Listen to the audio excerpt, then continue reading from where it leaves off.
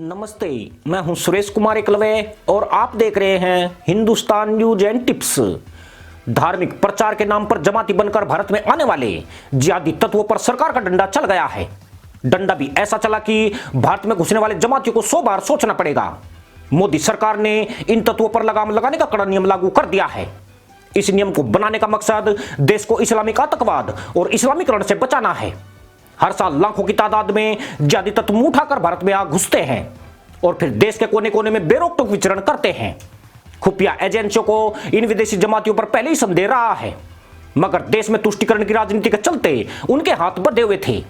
हैरानी की बात यह है कि ये विदेशी जमाती धार्मिक प्रचार कम, कट्टरपंथी सोच को ज्यादा हवा दे रहे थे। केंद्र सरकार के नए नियम के मुताबिक विदेश से आने वाले लोग किसी धर्म चर्चा, मिशनरी तबलीग या मीडिया गतिविधियों में शामिल होना चाहते हैं तो उनको अब सरकार से विशेष तरह की इजाजत लेनी होगी।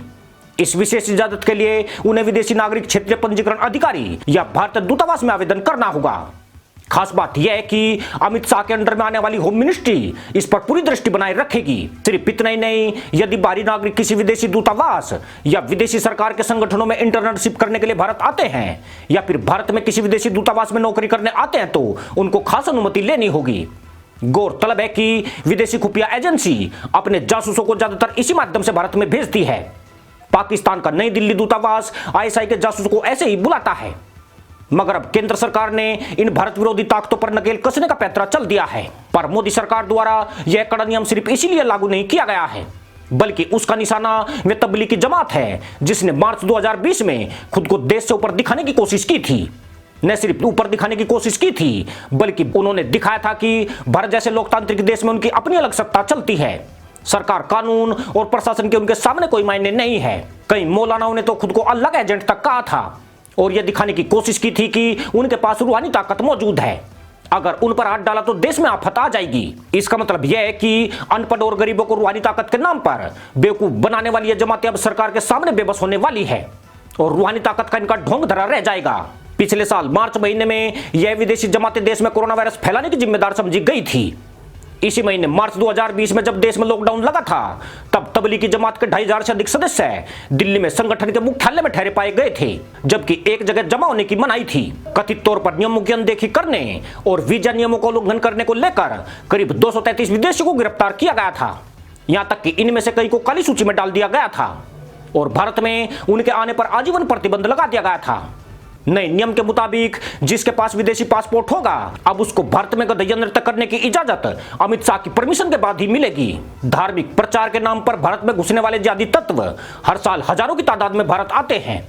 दुनिया के 45 से ज्यादा देशों के नागरिक इस बहाने भारत में आकर घुसते हैं, जिनमें इंडोनेशिया पहले, बांग्लादेश दूसरे स्थान पर आता है। चौंकाने वाली बात यह है कि यह बेहद शातिर होते हैं। भारत में घुसने के लिए टूरिस्ट वीजा का इस्तेमाल करते हैं। इसी माध्यम से ये देश में कट्टरपंथी सोच को हवा देकर फुर हो जाते हैं। यानी अभी तक इन्होंने सरकारी खामियों का जमकर फायदा उठाया है। टूरिस्ट वीजा पर देश में आकर धार्मिक प्रचार करना वीजा नियमों का उल्लंघन है। हैरानी की बात यह है कि निजामुद्दीन मरकज में आने वाले मौलाना वर्षों से इसी नियम का उल्लंघन कर रहे हैं। गृह मंत्री के निर्देशों के बाद मंत्रालय के अधिकारी तबलीगी जमातों पर अंकुश लगाने के लिए कानूनी तरीकों की खोज कर रहे थे। यह प्रयास अप्रैल 2020 में शुरू हो गए थे।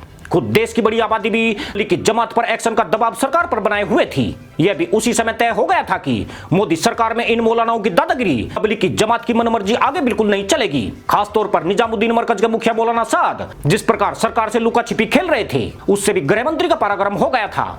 ऐसे में यह उम्मीद भी बन चुकी थी कि देर सवेर केंद्र सरकार ऐसे तत्वों को काबू में करने के लिए कोई ठोस एक्शन प्लान लेकर आएगी। दुनिया भर से आने वाले जमाती निजामुद्दीन मरकज में हाजिरी देते हैं।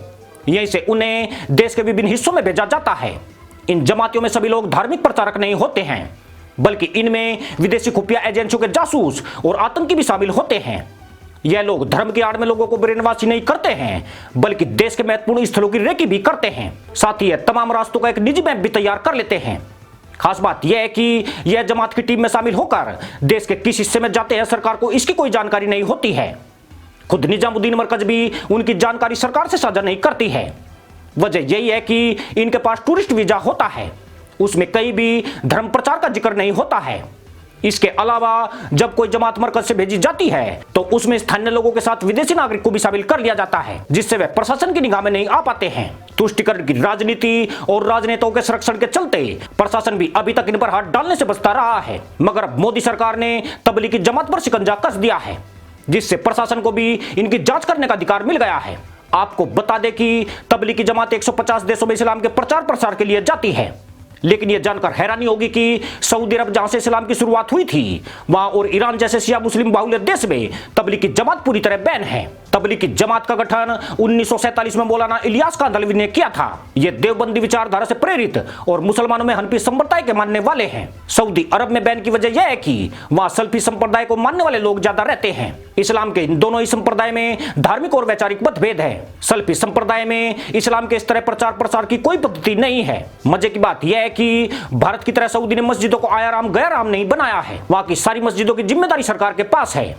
इन मस्जिदों में ठहरने की किसी को भी इजाजत नहीं है और न ही धार्मिक भीड़ इकट्ठा करने की इजाजत है, जबकि तबलीगी जमात के लोग मस्जिदों में आकर ठहरते हैं और लोगों के बीच प्रचार प्रसार करते हैं। इसके अलावा सऊदी अरब तबलीगी जमात का मखौल उड़ाने के अंदाज में तर्क देता है कि यहां से इस्लाम पूरी दुनिया में फैला है, ऐसे में कोई हमें क्या इस्लाम सिखाएगा। सिर्फ इतना ही नहीं, सऊदी अरब ने तबलीगी जमात को बैन नहीं कर रखा है बल्कि मुस्लिम समुदाय के क्रियाकलापों को भी बैन किया है। तबलीगी जमात के बैन का तो सऊदी ने एक लेटर तक जारी कर रखा है। ईरान के शिया बहुल देश होने के चलते तबलीगी जमात के यहाँ चोरी छुपे घुसने पर भी रोक है। शिया समुदाय और तबलीगी जमात के बीच काफी वैचारिक मतभेद है, इसलिए ईरान ने जमात पर कड़ाई से बैन लगा दिया है। गौरतलब है कि दिल्ली में निजामुद्दीन स्थित तबलीगी जमात के मरकज और पाकिस्तान में लाहौर के पास रायविंड के तबलीगी जमात के मरकज से दुनिया के करीब 150 से ज्यादा देशों के लिए जमातें निकलती है। 40 दिन और 4 महीने के लिए निकलने वाली जमातें विदेशों को जाती है। हालांकि कुछ जमातें जो चंद दिनों के लिए निकलती है उन्हें स्थानीय स्तर पर तय किया जाता है, परंतु अब बड़ा सवाल यही है कि मोदी सरकार ने तबलीगी जमात पर अंकुश तो लगा दिया, मगर सऊदी अरब की तरह मस्जिदों पर अंकुश कब लगाया जाएगा। मोदी सरकार को मस्जिदों को जिहादी सोच का अड्डा बनाने से रोकने के लिए कड़े कदम उठाने की आवश्यकता है। खासतौर से सऊदी अरब इसका एक शानदार उदाहरण है, जिसने मस्जिदों में किसी के भी ठहरने पर प्रतिबंध लगाया हुआ है। भारत में तो इन मस्जिदों से चुनावी प्रचार ही नहीं होता है बल्कि आतंकवादी तक इन्हें पनाहगाह बना लेते हैं। देश उम्मीद कर रहा है कि सरकार इस मुद्दे पर भी कोई ठोस एक्शन प्लान लेकर जरूर आएगी। इसी के साथ अनुमति दोस्तों, जय जवान जय किसान जय हिंद वंदे मातरम।